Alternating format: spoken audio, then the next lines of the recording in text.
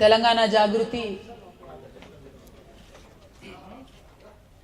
తెలంగాణ రాష్ట్ర వ్యాప్తంగా జాగృతి జనంబాట అనేటటువంటి కార్యక్రమంతో మరి ప్రజల మధ్యలోకి వెళ్ళి వారి యొక్క సమస్యలను తెలుసుకుంటూ చేస్తున్నటువంటి ప్రయాణం మీ అందరికీ తెలిసిందే. మరి తెలంగాణ జాగృతి అనే సంస్థ దాదాపుగా 19-20 సంవత్సరాల నుంచి తెలంగాణ రాష్ట్ర ప్రజల మధ్యలో ఉంటూ వారి అవసరాలకు అనుగుణంగా, వారి ఆశయాలకు అనుగుణంగా, వారి ఆకాంక్షలకు అనుగుణంగా పనిచేసుకుంటూ వచ్చినాం.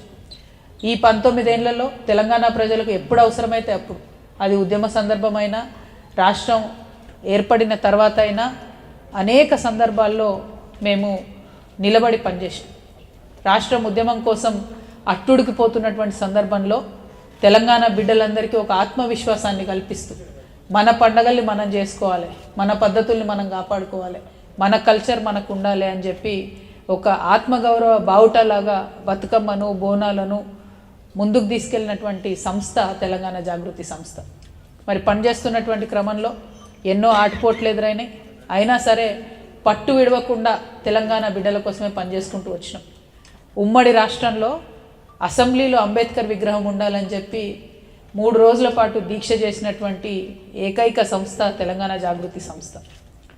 అదేవిధంగా ఉమ్మడి రాష్ట్రంలోనే మాది బతుకమ్మ పండుగ, మీరెందుకు దీన్ని గుర్తించరు, ఎందుకు గౌరవించరు అని చెప్పి ప్రభుత్వం యొక్క మెడల్ వంచి ఆనాడే ప్రతి జిల్లాకు 1 లక్ష రూపాయల నిధులను రాబట్టి రాష్ట్ర పండుగ హోదా ఉమ్మడి రాష్ట్రంలోనే సాధించినటువంటి సంస్థ తెలంగాణ జాగృతి సంస్థ. ఆనాడు రాష్ట్ర విభజన కాకముందు శ్రీకృష్ణ కమిటీ రిపోర్ట్ ముందట, శ్రీకృష్ణ కమిటీ ముంగట మా సంస్కృతికి సంబంధించినటువంటి పాఠాలు లేవు, మా వీరుల యొక్క పాఠ్యాంశాలు మా పిల్లలకు చెప్తలేరు అని చెప్పి ఉదాహరణలతో సహా ఎట్లా తెలంగాణ జాతిని అనగదొక్కుతున్నారని దేశవ్యాప్తంగా ఒక చర్చ జరిగేలా చేసినటువంటి సంస్థ తెలంగాణ జాగృతి సంస్థ. అది మిలియన్ మార్చ్ కావచ్చు, సాగరహారం కావచ్చు, మానవహారం కావచ్చు, ఏ కార్యక్రమం చూసినా తెలంగాణ జాగృతి లేకుండా ఈ రాష్ట్రంలో తెలంగాణ ఉద్యమంలో జరిగినటువంటి దాఖలా మీకు కనబడదు. అంత పెద్ద ఎత్తున ఉద్యమంలో పాల్గొన్నాం. అదేవిధంగా రాష్ట్రం వచ్చిన తర్వాత కూడా మేము మా యొక్క సంస్థ యొక్క ఆశయాలను, మరి తెలంగాణ ప్రజల బాగుల కోసం పనిచేయాలి కాబట్టి మా లక్ష్యాలను మళ్ళీ ఒకసారి సవరించుకున్నాం. రాష్ట్రం వచ్చింది, ఉద్యమం విజయ తీరాన్ని ముద్దాడింది. వచ్చినటువంటి రాష్ట్రంలో మన పాత్ర ఎట్లుండాలి అని చెప్పి ఆలోచన చేసుకున్నాం. ఇప్పుడు ఎట్లయితే మొత్తం అన్ని జిల్లాల ప్రజలతో మాట్లాడుతూ ఉన్నామో, అప్పుడు కూడా అన్ని జిల్లాల్లో నాయకులను పిలుచుకొని రాష్ట్రం వచ్చిన తర్వాత మరి మనం ఏం చేయాలి అంటే, అప్పుడు వచ్చిన ఆలోచన ఏంటంటే, ఇది 2014 మాట చెప్తున్నా నేను, ఖచ్చితంగా మన రాష్ట్రంలో మానవ వనరుల అభివృద్ధి అనేటటువంటిది ఒక బాధ్యతగా తీసుకోవాలి.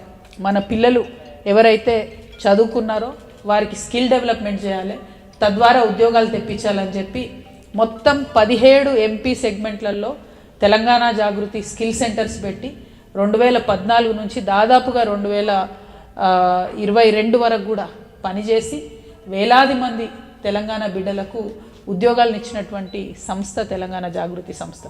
అంటే ఒక పరిస్థితి ఎదురైనప్పుడు, చరిత్ర క్రమంలో ఒక పరిణామం జరిగినప్పుడు దానికి తగ్గట్టుగా మా సంస్థ యొక్క లక్ష్యాలను మార్చుకుంటూ, ఆ లక్ష్యాలు అప్పటి పరిస్థితులకు అనుగుణంగా ఉండాలి, ప్రజలకు ఉపయోగపడాలి అని పనిచేసినటువంటి సంస్థ తెలంగాణ జాగృతి సంస్థ. మరి ఇవాళ తెలంగాణ రాష్ట్రం వచ్చి ఇన్ని సంవత్సరాల తర్వాత మేము ఆలోచిస్తూ పనిచేస్తూ ఉన్నటువంటి క్రమంలో మహిళల కోసం ఖచ్చితంగా చట్టసభల్లో బిల్లు రావాలి. మరి అది రావాలంటే ఏం చేయాలి, కేవలం కేంద్రం మీద యుద్ధం చేయాలి అని చెప్పి 29 రాష్ట్రాల్లో ఉన్నటువంటి మహిళా సంఘాలను కోఆర్డినేషన్ చేసుకొని, జాతీయ స్థాయిలో ఉన్నటువంటి 18 పార్టీలను కోఆర్డినేషన్ చేసుకొని, ఢిల్లీ బేస్డ్గా కంటిన్యూస్గా ఉద్యమాలు చేసి అన్ని పొలిటికల్ పార్టీస్ని ప్రెషర్ చేయడంలో, ఈ దేశంలో మహిళలకు చట్టసభల్లో రిజర్వేషన్ రావడంలో అత్యంత ప్రాధాన్యమైన పాత్ర పోషించినటువంటి సంస్థ తెలంగాణ జాగృతి సంస్థ. మరి ఆ రోజే మేము కమిట్మెంట్ ఇచ్చినాం. మహిళా బిల్లు కోసం ఢిల్లీలో ధర్నా చేసినప్పుడే ఓబీసీ మహిళలకు కూడా, అంటే బీసీ మహిళలకు కూడా ఖచ్చితంగా కోటాలో ఉపకోటా ఉండాల్సిందే, అంటే మహిళలకు కోటా రావాలంటే బీసీ బిడ్డలకు కూడా చట్టసభల్లో రిజర్వేషన్ రావాలి అని ఆనాడే ఆలోచన చేసినటువంటి సంస్థ తెలంగాణ జాగృతి సంస్థ. అంటే మేము ఏ పని చేసినా ఉట్టిగానే మీద ఆగమాగం టెంపరరీ బెనిఫిట్ కోసం పనిచేసే వాళ్ళం కాదు. ఈ సమాజంలో మా బాధ్యత ఉన్నంత వరకు, మా శక్తి ఉన్నంత వరకు సమాజంలో కొంత మౌలికమైనటువంటి మార్పును తీసుకురావడానికి పనిచేసినటువంటి సంస్థ తెలంగాణ జాగృతి సంస్థ. అల్టిమేట్గా భౌగోళిక తెలంగాణ సాధించుకున్నాం, కానీ సామాజిక తెలంగాణ, ఒక ఆడబిడ్డకి ఇవాళ స్వతంత్రంగా పనిచేసేటటువంటి తెలంగాణ, ఒక యువమిత్రుడు ఉంటే వాడికి పనిచేసుకునేటటువంటి తెలంగాణ, రాజకీయంగా ఒక గౌరవం పొందాలనుకునేటటువంటి ఒక కమ్యూనిటీ ఉంటే ఆ గౌరవం పొందే ఆస్కారం వచ్చేటటువంటి తెలంగాణ. ఎన్నడూ అసెంబ్లీ గడపదొక్కని, ఎన్నడూ గ్రామ పంచాయతీ గడపదొక్కని అనేక కులాలు ఉంటే వారికి గౌరవం లభించాలనేటటువంటి పోరాటం.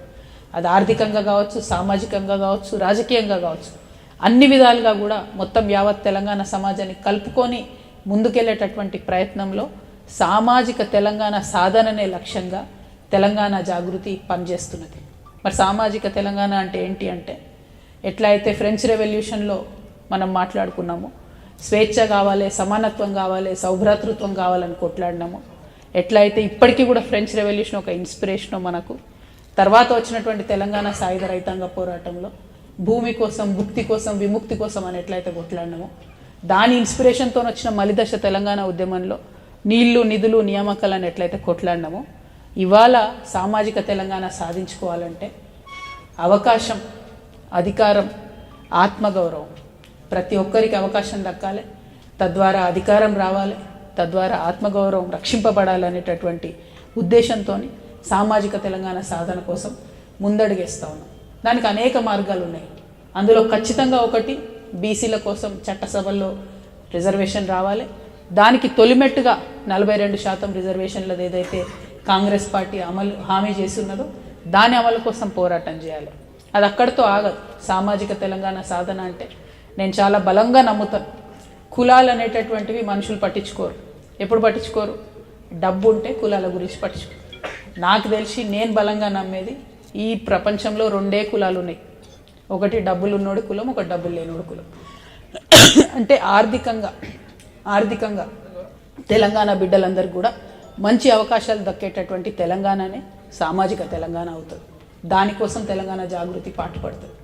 సామాజికంగా, విద్యాపరంగా, రాజకీయ పరంగా ఆ యొక్క అవకాశాలు రావడం కోసం కృషి చేస్తూ ఉన్నాం.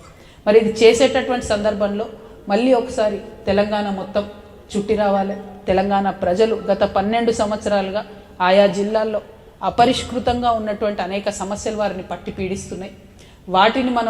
వాటి దగ్గరికి వెళ్ళి క్షేత్రస్థాయిలో పరిశీలన చేయాలి.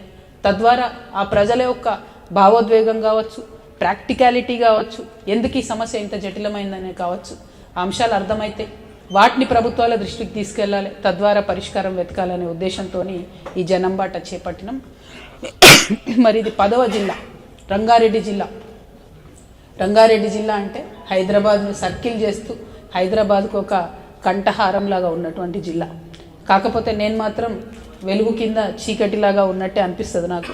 రంగారెడ్డి జిల్లా అంటే పేరుకే పెద్ద, పేరుకు మాత్రం చాలా అద్భుతంగా మాది పర్ క్యాపిటల్ ఇన్కమ్ ఉందంట. కానీ అంత అద్భుతంగా క్షేత్రస్థాయిలో ప్రజలకు మాత్రం ఆ ఫలాలు అందలేదన్నది చేదు వాస్తవం. అది ఏ గ్రామానికి పోయి చూసినా, ఏ బస్తీకి పోయి చూసినా, ఏ గల్లీకి పోయి చూసినా అసలీ రంగారెడ్డి మనిషి ఎవరైతే ఉన్నారో వాడికి లాభం జరగలేదు, ఆ కుటుంబాలకు లాభం జరగలేదు అనేటటువంటిది మాత్రం చేదు వాస్తవం. ఫ్యాబ్ సిటీ వచ్చినా రంగారెడ్డికే వస్తుంది, ఇంకో సిటీ వచ్చినా రంగారెడ్డికే వస్తుంది, ఎలక్ట్రానిక్ సిటీ వచ్చినా రంగారెడ్డికే వస్తుంది. ఇప్పుడు కొత్తగా ఫ్యూచర్ సిటీ, 4th సిటీ, అది కూడా రంగారెడ్డికే వస్తుంది. కానీ ఒరిజినల్ రంగారెడ్డి ఎవరికి లాభం జరిగింది అని అంటే అసలు ఒరిజినల్ రంగారెడ్డి అంటే ఎవరని అడిగే పరిస్థితికి వచ్చింది. సో హైదరాబాద్ చుట్టుముట్టు ఉండడం, హైదరాబాద్ నగరం ప్రపంచ స్థాయి గుర్తింపు రావడం, బయట వాళ్ళంతా వచ్చి ఇక్కడ రావడం తప్పు కాదు, ఎక్స్పాండ్ అవ్వడం తప్పు కాదు. కానీ ఉన్నోడికైతే ₹1 లాభం జరగాలి. ఖచ్చితంగా అది లేనటువంటి లోటు కనపడుతున్నది. దానికోసం ప్రయత్నం చేస్తాం. ఎందుకు ఇంత కాన్ఫిడెన్స్తో ఆ మాట చెప్తున్నా అంటే, దాదాపుగా 2007వ సంవత్సరంలో అనుకుంటా నేను తెలంగాణ జాగృతి పెట్టిన కొత్తలో నల్గొండలో హుజూర్ నగర్ దగ్గరికి పోయి మేము చేసిన కొట్లాట అదే. కొలువు కోసం కొట్లాట అనేటటువంటి పేరు పెట్టుకొని స్థానికులకు ఎందుకు ఉద్యోగాలు ఇవ్వరు మీరు, అక్కడ 60-70 సిమెంట్ ఫ్యాక్టరీలు ఉంటే మీరు ఎందుకు ఇవ్వరు స్థానికులకు ఉద్యోగాలు అని కొట్లాడినాం.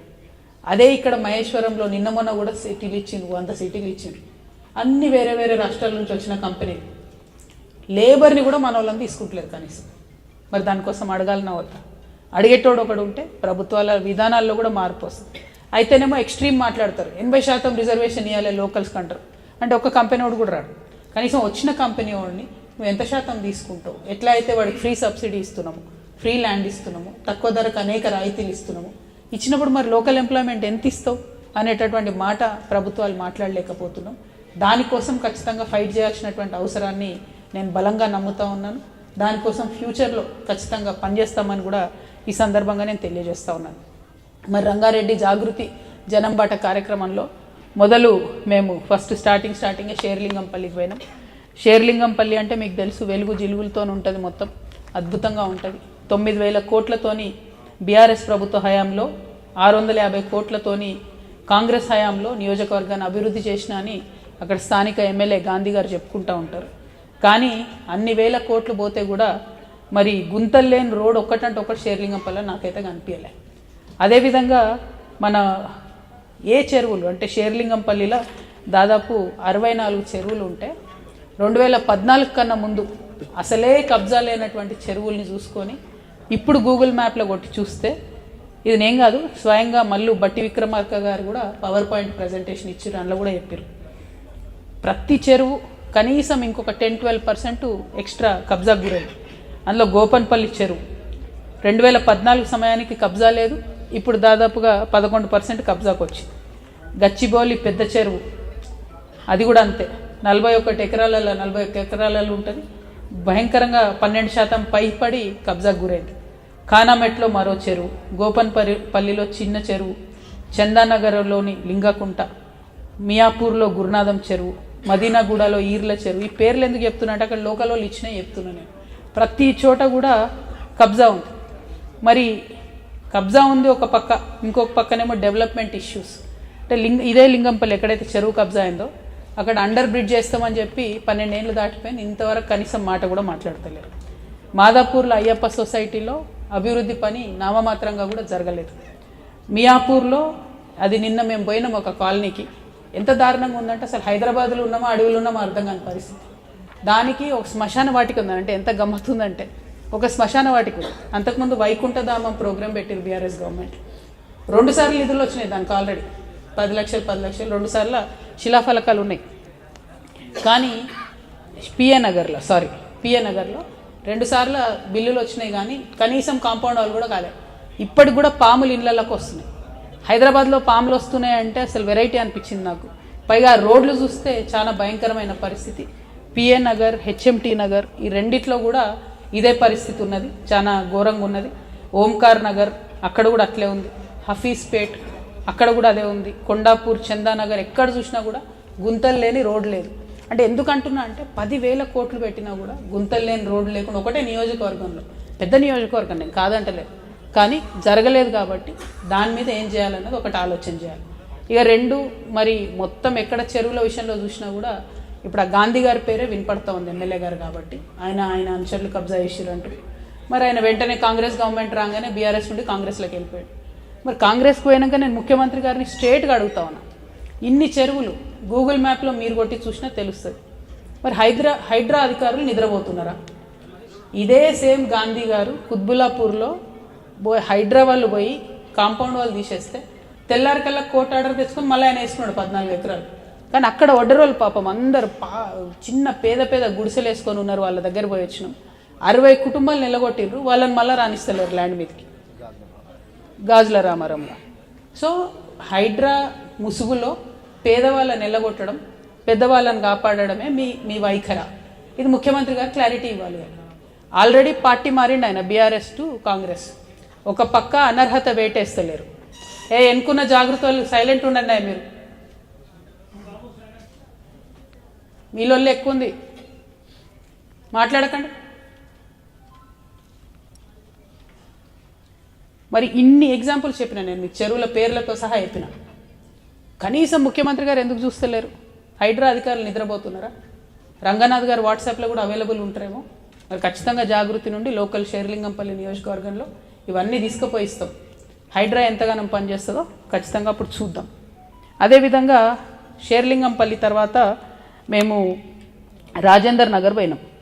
రాజేందర్ నగర్లో కూడా సేమ్ కేసు, బీఆర్ఎస్లో ఉండే ఎమ్మెల్యే గారు ఆయన కాంగ్రెస్లోకి వచ్చిండు.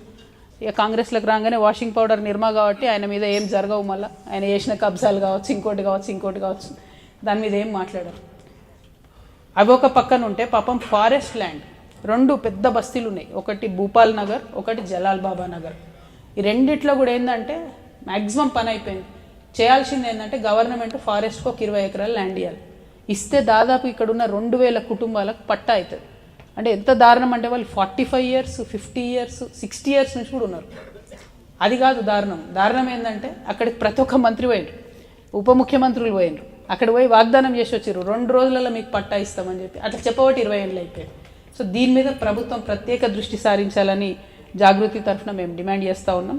కిషన్ బాగ్ అంటే దాని పక్కకే ఆనుకొని ఉండే కిషన్ బాగ్లో 2000 మందికి పట్టాలు ఇచ్చిండ్రు సేమ్ అదే పద్ధతిలో. సో భూపాల్ నగర్, జలాల్ బాబా నగర్కి సంబంధించి కూడా ఖచ్చితంగా పరిష్కారం చూపించాలని మేము ముఖ్యమంత్రి గారిని డిమాండ్ చేస్తున్నాం. దానికి సంబంధించినటువంటి లేఖలు కూడా స్థానికంగా మా రాజేంద్ర నగర్ నాయకులు ఇస్తారు, ఇచ్చి దాన్ని ఫాలో అప్ చేసుకుంటారు. అట్లనే చేవెళ్ళ షాబాద్ మండలానికి పోయినాం మేము. హెడ్ క్వార్టర్లో చాలా మంచి ఓరవడి, అక్కడున్న బీసీ బిడ్డలు, వారితో ముస్లిమ్స్, వారితో ఎస్సీసు, ఎస్టీసు అందరు కూడా కలిసి చాలా మంచి మీటింగ్ పెట్టారు. 42% బీసీ రిజర్వేషన్ కోసం వాళ్ళు కులాలకు మతాలకు అతీతంగా 40 రోజుల నుంచి నిరాహార దీక్ష చేస్తున్నారు షాబాద్లో. అదే ఒరవడి అన్ని మండలాల్లో వస్తే ఖచ్చితంగా ప్రభుత్వం మీద ఒత్తిడి పెరుగుతుంది, దాంతో మంచి రిజల్ట్ వస్తుందని చెప్పి కూడా మేము భావిస్తూ ఉన్నాం.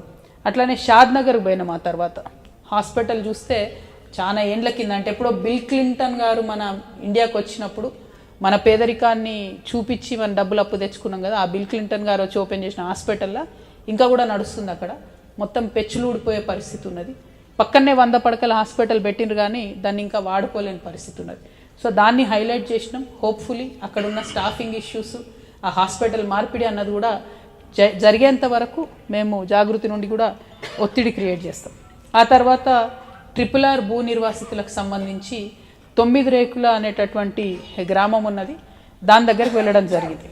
మరి ఎంత ఘోరం అంటే, నేను మొన్న RRR గురించి మెదక్లో మాట్లాడితే ఇంకా కూడా అందరు నా మీద విరుచుకు పడతా ఉన్నారు, ఆన్లైన్లో ఆఫ్లైన్లో.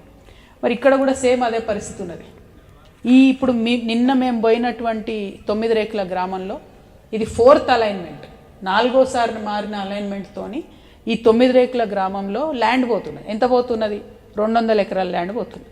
200 ఎకరాల ల్యాండ్ పోతే దాదాపు 200 మంది ఫార్మర్స్ ఉన్నారు పాపం. అంటే చిన్న వాళ్ళు, అర్ధెకరం, పావెకరం, ఎకరంన్నర, 2 ఎకరాలు కూడా లేని ఫార్మర్స్ 200 మంది భూమి పోతున్నారు. ఇక వాళ్ళ బాధ, వాళ్ళ దుఃఖం అయితే వర్ణనాతీతంగా ఉన్నది. ఈ RRR గురించి దయచేసి ఒకసారి ఆలోచన చేసుకోవాలి. హైదరాబాద్ సెంట్రల్ బస్ స్టాండ్ నుంచి 25 కిలోమీటర్ల రేడియస్లనేమో ఒక దిక్కు తీసుకున్నారు తెలంగాణలో. ఎక్కడైతే ఈ 9 రేకుల గ్రామం ఉందో ORR మన ఔటర్ రింగ్ రోడ్ నుండి 25 కిలోమీటర్లు తీసుకున్నారు. దాంతో అలైన్మెంట్ మారింది. అసలు బీఆర్ఎస్ గవర్నమెంట్ ఉన్నప్పుడు 2 సార్లు మారింది అలైన్మెంట్, అక్కడ కాంగ్రెస్ వచ్చినాక ఇంకో 2 సార్లు మారింది. ఇది 4th టైం వాళ్ళ ఊర్లోకి వెళ్ళిపోతున్నది. సో అసలు ఎందుకు జరుగుతుంది ఇట్లా, ఏమైంది అని మేము గ్రామస్తుల్ని ఎంక్వైరీ చేస్తే ఇది మళ్ళీ గ్రామస్తులు చెప్పిందే. ఇప్పుడు ఇక నన్ను అంతా కాంగ్రెస్ వాళ్ళు తిడతారు కానీ చెప్పక తప్పదు. మొన్నటిదాకా బీఆర్ఎస్ వాళ్ళు తిట్టారు, ఇప్పుడు కాంగ్రెస్ వాళ్ళు తిడతారు. బట్ దీనికి సొల్యూషన్ కూడా వెతుకుతున్నా నేను. సో ఏం జరిగిందంటే, ఫస్ట్ టైము మొదటి alignment Keshampet mandal head quarter మీద నుంచి ఉండే. తర్వాత సెకండ్ అలైన్మెంట్లో అది మారి సుందరాపురం అనేటటువంటి గ్రామం నుంచి 2వ అలైన్మెంట్ వచ్చింది. 3వ అలైన్మెంటు మళ్ళీ ఒకసారి కాకునూరు నుంచి వచ్చింది. తర్వాత ఇప్పుడు తాజాగా నిడదవెల్లి 9 రేకుల గ్రామం నుంచి మార్క్ చేసిర్రు. మరి ఎందుకు ఇంతగానం మారింది అని అంటే, అక్కడ స్థానికులు చెప్తున్న విషయం ఏంటంటే, రంగారెడ్డి మహబూబ్ నగర్ జిల్లా పరిధిలోని ఆమన్గల్ మాడుగుల మండలం మధ్యలో 5000 ఎకరాల భూమి సీఎం రేవంత్ రెడ్డి గారు, వారి సోదరులు, అట్లానే పొంగులేటి శ్రీనివాసరెడ్డి గారు, వారి కుటుంబీకులకు సంబంధించి భూములు ఉన్నాయి కాబట్టి 4 సార్లు అలైన్మెంట్ మార్చిండ్రు అని చెప్పడం జరిగింది. సరే, దాంతోపాటు అక్కడ మా బీఆర్ఎస్ నేతలు కూడా భూములు కూడా మా పాత బీఆర్ఎస్ నేతల భూములు కూడా ఉన్నాయని చెప్పి, వాళ్ళ పేర్లు చెప్తే లొల్లు అవుతుందని చెప్తలేను. మొన్న చెప్పిన పేర్లోనే మళ్ళీ ఈడ కూడా ఉన్నదట. సో అది ఏందో కథ నాకు తెలియదు. సో దానికి సంబంధించి కూడా చూడాలి. అయితే మరి దీనికి సొల్యూషన్ ఏంది? నేను ఆరోపణలు చేసి ఊరుకుంటే కరెక్ట్ కాదు కదా. RRR పరిస్థితి ఏంది, RRR మనకు ఎంత అవసరం, ఏం చేయాలి అని ఆలోచిస్తే నితిన్ గడ్కరీ గారికి ఒక లెటర్ రాస్తున్నాను నేను. అవసరమైతే RRR భూ నిర్వాసితులందరినీ మహారాష్ట్ర అంటే మహారాష్ట్ర, ఢిల్లీ అంటే ఢిల్లీ తీసుకుపోయి కలుస్తాను నేను. ఎందుకంటే ఒక దిక్కు ఒక రకంగా, ఇంకో దిక్కు ఇంకొక రకంగా, చాలా అశాస్త్రీయంగా ఎవరికెక్కడ ఎంత ఇన్ఫ్లుయెన్స్ ఉంటే అంత ఇన్ఫ్లుయెన్స్ వాడుకొని దాన్ని మార్చినట్టుగా స్పష్టమవుతుంది. కాబట్టి మళ్ళీ ఒకసారి RRR రీసర్వే చేయాలని చెప్పి నేను నితిన్ గడ్కరీ గారికి ఉత్తరం రాస్తా ఉన్నా. ఎందుకక్క మరి నువ్వు ఇది అభివృద్ధి ఆపుతావా తెలంగాణ కానీ మైలో కొంతమంది వెంటనే నన్ను ఇంటర్నెట్లో ప్రశ్నిస్తారు. కాబట్టి అభివృద్ధి జరగాలి కానీ అన్యాయం జరగవద్దు. చిన్న సన్నకారు రైతుల పొట్టలు కొట్టి మొన్న నేను మెదక్లో అయిపోయిన దగ్గర కూడా సేమ్ థింగ్, 57 ఎకరాలు 56 మంది రైతులు. నిన్న 9 రేకుల గ్రామంలో 200 ఎకరాలు 200 మంది రైతులు. చాలా దారుణమైన అన్యాయం చిన్న సన్నకారు రైతులకు జరుగుతున్నది. పెద్దోళ్ళ భూములు కాపాడబడుతున్నాయి. కాబట్టి ఇంకొక 6 నెలలు ఆలస్యమైన మంచిదే, ఒక్కసారి రీసర్వే చేసి వీలైనంత కాడికి ప్రభుత్వ భూములలోకి పోయి తక్కువ ప్రైవేట్ భూములలో ఉంచిపోతే ప్రజలకు సౌకర్యంగా ఉంటుందని నేను మనస్ఫూర్తిగా నమ్ముతా ఉన్నా. కాబట్టి ఇది చేయడం జరుగుతుంది. అయితే ఇంకో పెద్దది ఉండేగా షీట్,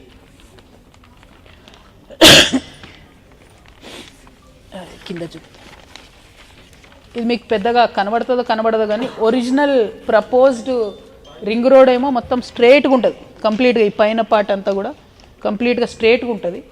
నేను నిన్న ఏదైతే కంప్లైంట్ చేసినో మెదక్లో వంకర టింకర్లు తిరిగిందని, అదేమో ఇట్లా వంకర టింకర్ తిరిగింది. ఇక్కడనేమో మొత్తం స్ట్రేట్గా ఉంటుంది.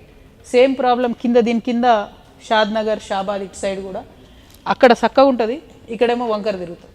అంటే ఇప్పటికీ 4-3 అలైన్మెంట్లు మారిన తర్వాత ఇది పరిస్థితి. 2026లో వర్క్ అవుతుంది అంటుంది. వర్క్ అయ్యేటప్పటికి ఇంకొక అలైన్మెంట్ మారుతుందో మళ్ళీ ఏమవుతుందో తెలియదు. అందుకే నేనేమంటున్నా అంటే ఇది కేంద్ర ప్రభుత్వం ఆధ్వర్యంలో ఉన్నది కాబట్టి నేను వారికి ఉత్తరం రాస్తా ఉన్నాను. దాని మీద ఖచ్చితంగా ఫైట్ చేస్తాం.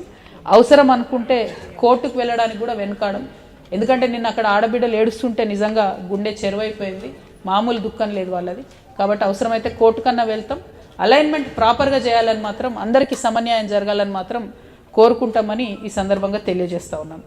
అయితే దాని తర్వాత మేము మహేశ్వరంకి వచ్చినాం. నైట్ నిన్న మా అందుల సత్యనారాయణ అన్న లేడా అన్న వాళ్ళ ఇంట్లోనే ఆతిథ్యం ఇచ్చిండు మాకు. మా మహేశ్వరం కాన్స్టిట్యున్సీ ఇన్ఛార్జ్గా ఉన్నాడు అన్న, వాళ్ళ ఇంట్లో ఆతిథ్యం ఇచ్చిండు. తర్వాత ఇక అక్కడ చాలా జరుగుతున్నాయి, మీకు తెలియదు ఏం లేదు. అనేకమైనటువంటి చెరువులు, స్టార్టింగ్ ఫ్రమ్ రావిలియాల చెరువు టు మంత్రాల చెరువు కంప్లీట్గా అక్క సబితమ్మ గారి ఆధ్వర్యంలో వారి అనుచరులు కబ్జా చేస్తున్నా కూడా మేడం స్పందించకపోవడంతో చాలా పెద్ద ఎత్తున మరి అక్కడ కూడా చెరువులు కబ్జాకు గురైనాయి. దాని మీద హైడ్రా ఎందుకు యాక్షన్ తీసుకుంటలేదన్న విషయాన్ని కూడా నేను ప్రశ్నించదలుచుకున్నా. ఫ్యూచర్లో ఖచ్చితంగా హైడ్రాకి డీటెయిల్స్ అన్నీ ఇస్తాం. మరి దాన్ని బట్టి వాళ్ళు ఏం చేస్తారో చూద్దాం. ఓన్లీ చిన్న వాళ్ళ మీదనే పడతారా, పెద్దోళ్ళని క్వశ్చన్ చేస్తారా అన్న విషయం స్పష్టంగా అర్థమవుతుంది. ఆ తర్వాత ఎల్బీ నగర్కి వచ్చినాం. ఇక్కడికి ఎల్బీ నగర్లో ఇప్పుడు మేము ఆటోనగర్ డంపింగ్ యార్డ్ పోతాం కొద్దిసేపు అయినాక. ఈ డంపింగ్ యార్డ్ ఇక్కడ సమస్య తీరుస్తాం, రిమూవ్ చేస్తామని చెప్పి 2 ఎలక్షన్లు గెలిచినటువంటి వాళ్ళు ఉన్నారు. అంతకుముందు మధుయాష్కి గారు కూడా ఇక్కడ పోటీ చేసిరు. అంతకుముందు రేవంత్ రెడ్డి గారు కూడా ఇక్కడ ఎమ్మెల్యేగా ఉన్నారు, ఇప్పుడు ఎంపీగా ఉన్నారు. ఎంపీగా ఈటల రాజేంద్ర అన్న ఇప్పుడు ఎంపీగా ఉన్నారు. వాళ్ళందరూ కూడా ఆటోనగర్ డంపింగ్ యార్డ్ మీద ఇదివరకు మాట్లాడిన వాళ్ళే. కానీ వాళ్ళు ఎందుకు అస్సలే ముందుకు కదులుతలేదు. కెమికల్ వ్యర్థాలన్నీ తీసుకొచ్చి ఆటోనగర్లో పడేయడంతో ఇబ్బంది అవుతున్నది. మానవ కలేబరాలు జంతు కలేబరాలను తీసుకొచ్చి ఇక్కడ పడేయడంతో చాలా సీరియస్ ఇబ్బంది అవుతున్నది. కాబట్టి ఆటోనగర్ క్లీనింగ్ మీద ప్రత్యేక శ్రద్ధ పెట్టాలని స్థానిక నాయకుల్ని, అట్లనే ఎంపీ గారు ఈటల రాజేంద్రన్న గారిని కూడా నేను కోరుతా ఉన్నాను. తర్వాత మేము ఇబ్రాహీంపట్నం పోయినాం. పొద్దున ఇక్కడికి వచ్చే ముందు ఏరోస్పేస్ అనేటటువంటి ఒక చిన్న ఎస్సీజెడ్ క్రియేట్ చేసిరు. 540 ఎకరాలేమో. ఆడికి పోతే ఏంటంటే భూములు తీసుకొని చాలా ఏండ్లైంది, కానీ ఇప్పటివరకు కనీసం అక్కడ ఒక్కటంటే ఒక కంపెనీ రాలేదు. మరి ఎందుకు రాలేదు, ఏం సంగతి అంటే ఆన్సర్ చెప్పేటోళ్ళు ఎవరు లేరు. వాళ్ళు అప్పుడు రైతుల దగ్గర భూములు తీసుకున్నప్పుడు ధర చాలా తక్కువ ఉండే, ఇప్పుడు 3 కోట్ల ఎకరం అయింది. కండ్ల ముంగట 3 కోట్ల ఎకరం ఉన్న భూమి కంచెలేసేసిండ్రు, కానీ సాగు చేసుకునే పరిస్థితి లేదు, దాని మీద ఇంకో రూపాయి అదనంగా వచ్చే పరిస్థితి లేదు. కాబట్టి ఏరోస్పేస్ భూ నిర్వాసితులందరూ కూడా బాధపడతా ఉంటే చూడ్డానికి అడిగి పోయినాం. పోతే ఇక సరే మాజీ ఎమ్మెల్యేలు, తాజా ఎమ్మెల్యేలు అందరూ కూడా అక్కడ ప్రజలందరినీ రావద్దని చెప్పి ఆంక్షలు పెట్టిరట. ఎన్ని ఆంక్షలు పెట్టినా మా ఆడబిడ్డలు అయితే అందరూ వచ్చిర్రు, మంచిగా బతుకమ్మలు బోనాలు తీసుకొని వచ్చిర్రు.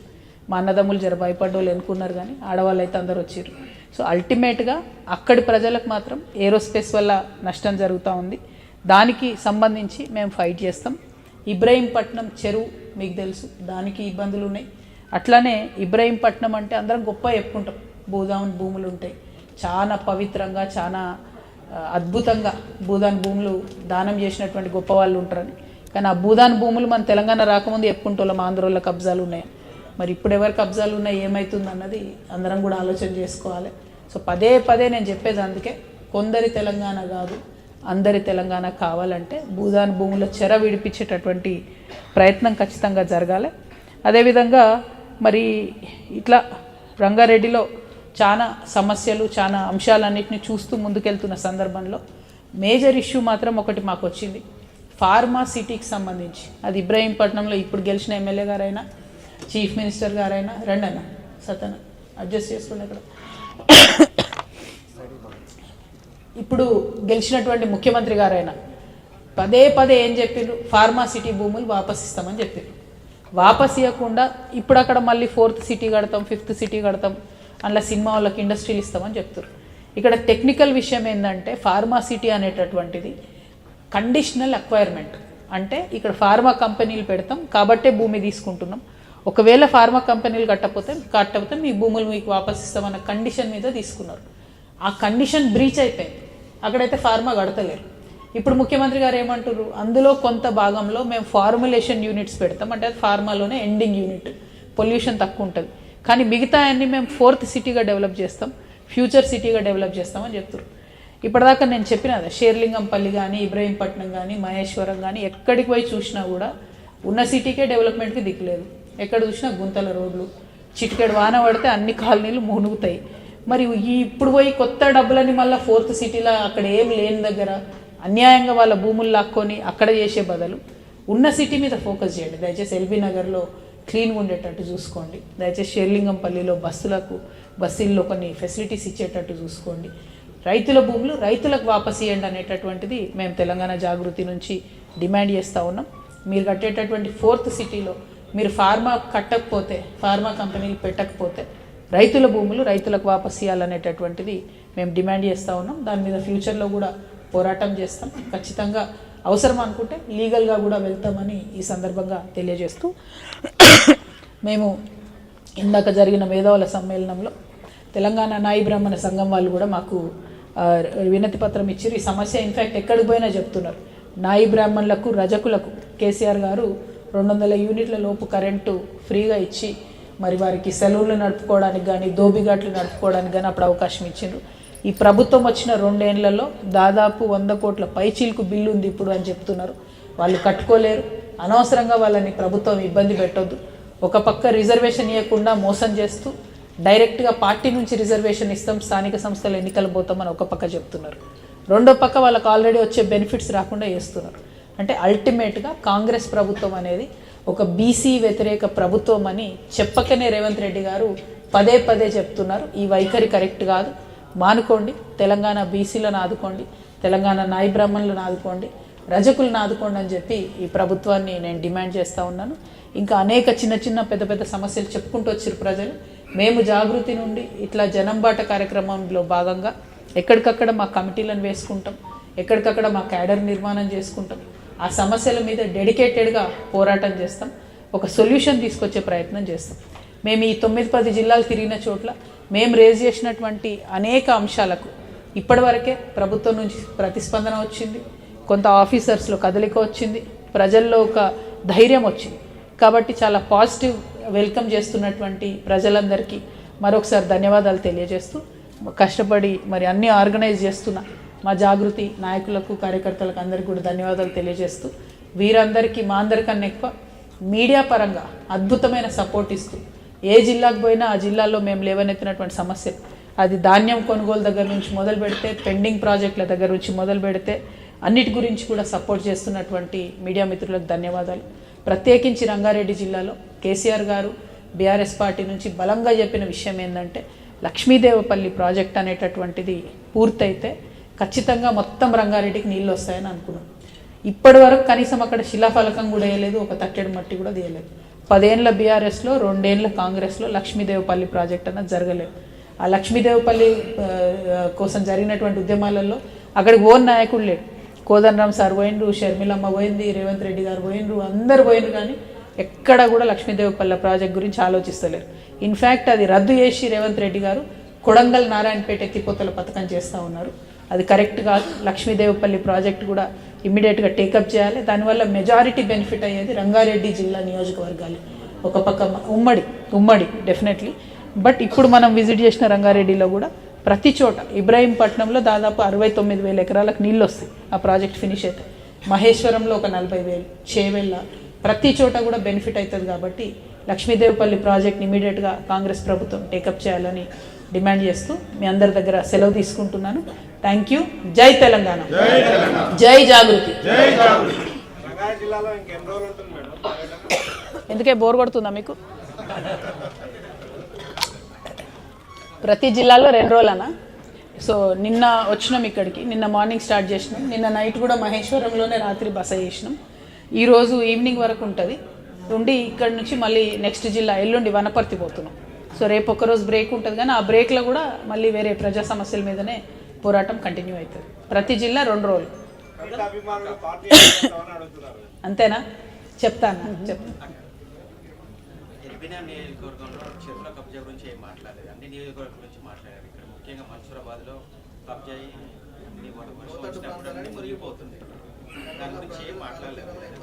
అంటే ఎల్బీ నగర్లో నాకు పార్కుల కబ్జా గురించి చెప్పిరన్న, చెరువులో తెలియదు నాకు.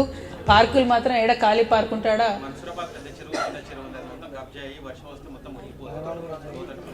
మన్సూరాబాద్ చిన్న పార్కు, చిన్న చెరువు, పెద్ద చెరువు 2 కూడా కబ్జా అవుతున్నాయి. ఇవన్నీ డెఫినెట్గా హైడ్రాకి ఇద్దామన్న, ఎంతగానో పనిచేస్తారో హైడ్రా చూద్దాము. ఎందుకంటే మనం గట్టిగా హైడ్రాకి ఇస్తే మరి బీఆర్ఎస్ నుంచి అందరు కాంగ్రెస్లోకి పోతారేమో అని డౌట్ వస్తుంది నాకు. ఎందుకంటే ఇప్పటికే నిన్న రంగారెడ్డిలో తిరుగుతుంటే 2-3 ఎమ్మెల్యేలు చెప్పంతురు కాంగ్రెస్ అని తెలిసింది నాకు. నేను అదే అనుకుంటూ వస్తున్నా, మరి ఏమవుతుందో జూబ్లీస్ ఎన్నికల తర్వాత అనుకుంటే ఒక్కొక్కరు అటు ఇటు డిస్కషన్ చేస్తున్నట్టు అనిపిస్తుంది. సో ఎనీవే అల్టిమేట్గా పాలిటిక్స్ ఎట్లున్నా కూడా హైడ్రా అనేటటువంటిది అందరినీ సరిసమానంగా పనిచేసేటట్టు, పెద్దవాడైనా పేదవాడైనా భయపడకుండా చర్యలు తీసుకునేటట్టుగా ఉండాలి అనేది బలంగా నమ్ముతా ఉన్నా. ప్లస్ ఇంకొక మాట, మళ్ళీ ఎన్నుకున్న వాళ్ళు ఎందుకు అట్లా మాట్లాడుతురు? వీళ్ళని రానియకండి అబ్బా, మన వాళ్ళను కార్యకర్తలని కాసేపు ఆగండి అన్న. హైడ్రాకి సంబంధించి ఇంకొక సూచన ఏ జిల్లాకు పోయినా వస్తుంది, అది ఇక్కడ చాలా రిలవెంట్, ఎస్పెషలీ రంగారెడ్డి హైదరాబాద్లో. HYDRAA should itself become a certifying agency. అంటే సపోజ్ నేను ఒక రియల్ ఎస్టేట్ ఏజెంట్, లేకపోతే నేను ఒక చిన్న ఇల్లు కొనుక్కోవాలనుకుంటున్నా, నేనే హైడ్రాకి ఒక అప్లికేషన్ పెట్టుకుంటా. మరి ఈ ఇల్లు కొనుక్కోవాలనుకుంటాం, ఇది హైడ్రాలు ఉందా లేదా అంటే 1000, 2000, 500 చలానా తీసుకొని వాళ్ళు సర్టిఫికేషన్ ఇస్తే మాకు లొల్లి లేకుండా కొనుక్కోగలుగుతామని అన్ని చోట్ల అన్ని జిల్లాల్లో కూడా చెప్తున్నారు. ఎస్పెషలీ చిన్న రియల్ ఎస్టేట్ ఏజెంట్స్ పాపం వాళ్ళు అమ్మిన తర్వాత హైడ్రా అని తెలిసి కమిషన్ రాక ఇచ్చిన డబ్బులు ఇరుక్కపోయి చాలా ఇబ్బందులు పడే పరిస్థితి ఉంది. పెద్ద రియల్టర్స్ అంటే వాళ్ళది వేరు, కానీ చిన్న వాళ్ళకి నష్టం లేకుండా HYDRAA itself should become a certifying agency అని కూడా నేను ప్రభుత్వాన్ని డిమాండ్ చేస్తున్నా. దానికోసం కూడా మేము క్యాంపెయిన్ చేస్తాం. అన్న చెప్పండి. విజయవాడ జాతీయ రహదారి పనులు స్టార్ట్ అయ్యి 3 years అవుతుంది. మీరు ఉన్నారు కాబట్టి మీ ఆపోజిట్లోనే. దీనివల్ల ఏంటిది అంటే పనామ దగ్గర కానీ నెక్స్ట్ హయత్ నగర్లో ఫ్లైఓవర్స్ ఇవ్వాలనేది ప్రపోజల్ ఉండేది. అయితే దానివల్ల పబ్లిక్ అటు ఇటు రావడం ఇన్కన్వీనియన్స్ అవుతుందని, అది దాదాపు 1 year అవుతుంది, ఆ పనులు చేయలేదు. రహదారి మీరు ఒకసారి చూస్తే వరద నీటి కాలువలు అసంపూర్తిగానే ఉంటాయి, ప్లస్ గ్రిల్స్ పెట్టారు, అటు నుంచి ఇటు రావడానికి లేదు. ఫ్లైఓవర్స్ కానీ ఫుట్ ఓవర్ బ్రిడ్జెస్ కానీ ఏమీ లేవు. అదొకటి ప్రధానమైనటువంటి సమస్య. అంటే 3 సంవత్సరాల నుంచి సఫర్ అవుతుంది. అంటే రంగారెడ్డి జిల్లా చాలా పెద్దగా ఉందన్న, కాబట్టి చాలా స్పెసిఫిక్ ఇష్యూస్ తీసుకున్నాం. మీరు అన్న ఇష్యూ చాలా చోట్ల రోడ్ పనుల విషయంలో ఉన్నది. ఎస్పెషలీ ఎల్బీ నగర్లో అయితే అంతకుముందు 10 ఫ్లైఓవర్లు వేసినట్టు చాలా సొల్యూషన్ వచ్చినట్టుగా తెలిసింది. ఈ పర్టికులర్ బ్రిడ్జ్ మాత్రం నేను విజిట్ చేస్తాను, వీలైతే ఎదురుగా ఉంటే డెఫినెట్గా విజిట్ చేస్తాను. విజిట్ చేసి 100% అన్న, 100% డెఫినెట్. చెప్పండి, అది లంచ్ చేయగానే అది పోదాం.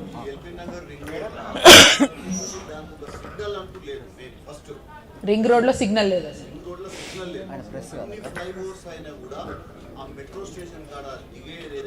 అన్న. కూర్చోండి అన్న, ప్రెస్ మిత్రులకు అవకాశం ఇద్దాం, ఏమనుకోవద్దు ప్లీజ్. చెప్పండి. ఇప్పుడు గుర్రంగూడ ఫారెస్ట్ ఉంది అయితే 2 కాలనీల మురుగునీళ్ళు మొత్తం ఫారెస్ట్లోనే ఉంటుంది. దానివల్ల వేరే కాలనీలకు చాలా ఇబ్బంది జరుగుతుంది. ఆ మురుగునీళ్ళు అడవిలో ఉండడం వల్ల వన్యప్రాణులు కూడా చనిపోతున్నాయి, చెట్లు కూడా దాని గురించి dumping yard issue, dumping yard లాంటి ఇష్యూయే, కానీ ఇది వేరు ప్రాంతం అని చెప్తున్నారు. Same madam, LB Nagar constituency ఇక్కడ 300 డివిజన్ లో ఉంటుంది అన్న. తప్పకుండా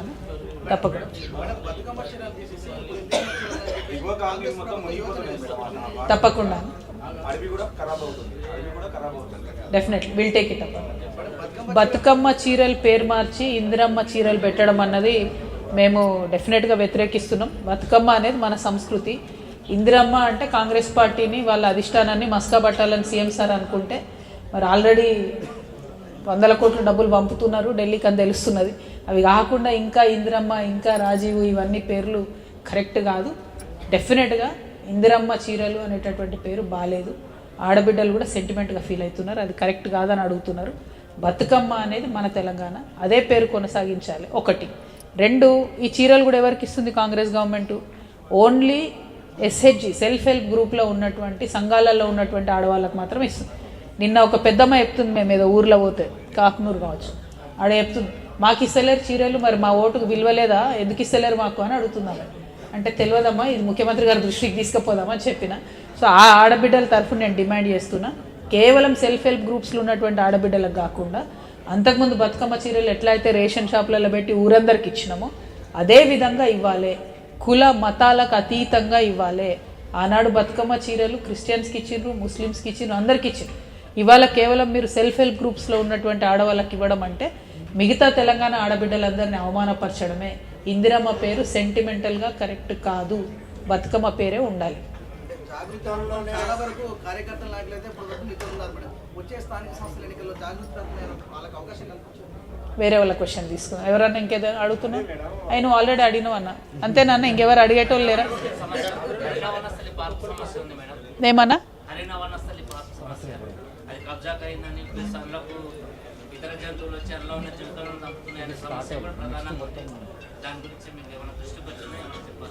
ఇప్పటికైతే రాలే అన్న, బట్ ఇప్పుడే మొదలు పెట్టినాం కదా, మొదలు పెట్టినాం. డెఫినెట్గా ప్రతి నియోజకవర్గంలో కూడా చాలా సీరియస్గా ప్రజా సమస్యల మీద దృష్టి పెడతామన్న.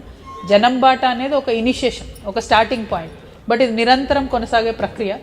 మాకు ఓట్లతోని సంబంధం లేదు, సీట్లతోని సంబంధం లేదు. ప్రజా సమస్యల మీద మాత్రం బలంగా పోరాడతాం. కంటిన్యూస్గా మా వాళ్ళు ఉంటారు ఫీల్డ్లో, కాబట్టి ఇష్యూస్ అన్ని కూడా టేకప్ చేస్తామన్న.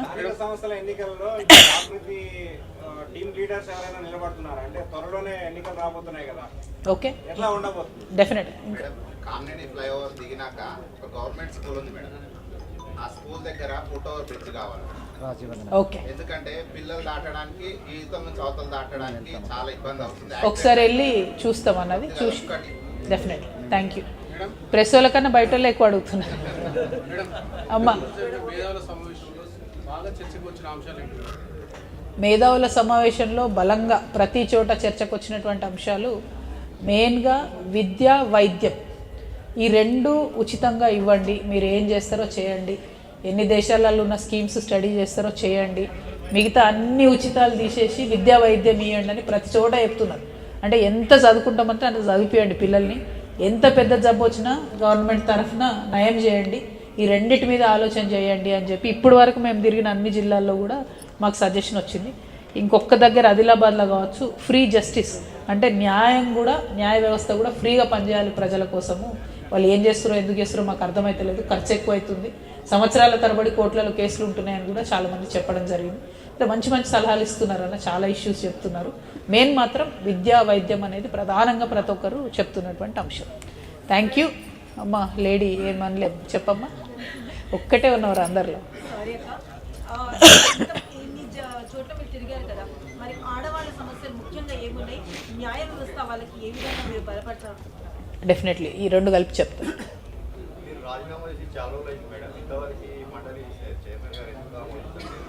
అంటే వాళ్ళ పరిశ్రమ వాళ్ళకు ఉంది కదా, నేను నాది ఆమోదిస్తే మిగతా వాళ్ళందరూ ఆమోదించాల్సి వస్తుంది, వాళ్ళ బాధ వాళ్ళది. నేనేమో అనుకునే ఏం లేదు, మళ్ళీ చెప్తున్నా, నేను చెప్తున్నా ఓపెన్గా చెప్తున్నా, నేను చాలా ఫుల్ హోష్ అవర్ ఆ రోజులో రాజీనామా చేసిన. ఐఎమ్ రిక్వెస్టింగ్ ఆనరబుల్ చైర్మన్ గారు to please accept my resignation. ఇన్నిసార్లు ఒక ప్రజాప్రతినిధి చెప్పడం అన్యాయం, ఇది 10వ కావచ్చు నేను చెప్పడం. సో దాన్ని కూడా రాజకీయాలకు వాడుకుంటుంది కాంగ్రెస్ పార్టీ. సో వాళ్ళు ఏమన్నా వాడుకొని నాకు సంబంధం లేదు. నేను మాత్రం ఎక్కడ పోయినా ఎక్స్ఎంపీ అనే చెప్పుకుంటున్నా, అంతకుమించి వేరే ఆలోచన లేదు. ఆడబిడ్డలకు సంబంధించి ఆడబిడ్డల భద్రత, ఆడబిడ్డల విద్య మీద చాలా అంశాలు మాట్లాడుతూ ఉన్నారు, ఎక్కడ పోయినా చెప్తున్నారు చాలామంది. దాని మీద ప్రత్యేకమైనటువంటి ఆలోచన చేస్తాం. ప్రత్యేకించి ఇప్పుడున్నటువంటి గవర్నమెంట్ ఏదైతే 2500 రూపాయలు ఆడబిడ్డలకు ఇస్తాను ఇవ్వలేదో దాని మీద ఒక సీరియస్ కార్యాచరణ తీసుకుంటాం. మాది February 13 తర్వాత జనం బాట అయిపోతుంది. తర్వాత కంటిన్యూస్గా 2500 రూపాయలు మాకు ఇవ్వాల్సిందే అని ప్రతి జిల్లాలో ప్రతి గల్లీలో లొల్లి పెడతాం. Thank you. జై తెలంగాణ.